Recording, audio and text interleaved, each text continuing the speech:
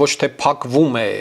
ոչ թե պետությունը փակում է կրոնական կազմակերպության հեռուստաընկերությունը, այլ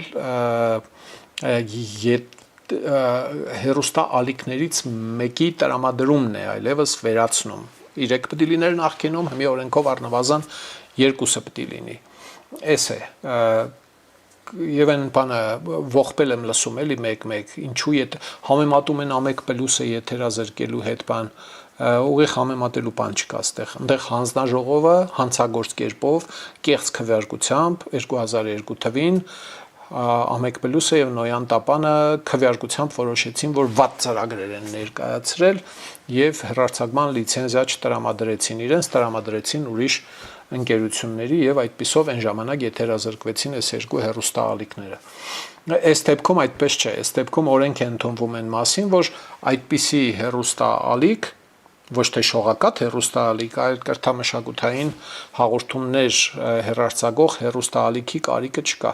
Անցումը պիտի սահուն լիներ, սահուն չի արվում այս անցումը, սա իհարկե շատ վատ է եւ դատապարտելի է։ Կարող էին հնարավորություն տալ անցումային ինչ-որ շրջանի կես տարի է կամ չգիտեմ ինչ-որ մի ժամանակ է, թեպետ շեշտում եմ, հա, շատ վաղուց ես պնդել եմ, որ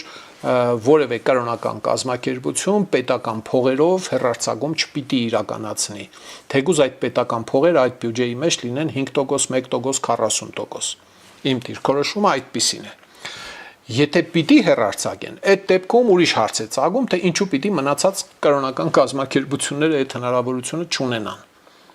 Սա արդեն պետությանը տանում գցում է կրոնապետության կողմերը։ Ոչ, պետությունը աշխարհիկ է, կանոնները աշխարհիկ են, սահմանադրությունը աշխարհիկ պետության է, պետք չէր 10 տարի առաջ բերել կողել կրոնական կազմակերպության հեռուստաալիքը պետական ֆինանսավորման տակ մասնակիորեն, որ հիմել նստեին մտածեին, թե ոնց պիտի այդ բանից ազատվեն։ Վաղուց էր պետք դա անել, ոչ թե թողնեին այս վերջին բանին, ինչը մեկնաբանվում է որպես եկեղեցու թեմ արշավ։ Սիրելի ժողովուրդ, խնդրում եմ լայքել եւ բաժանորդագրվել ալիքը։ Դրանով դուք կնպաստեք, որ հաղորդումներն ավելի շատ մարդ տեսնի։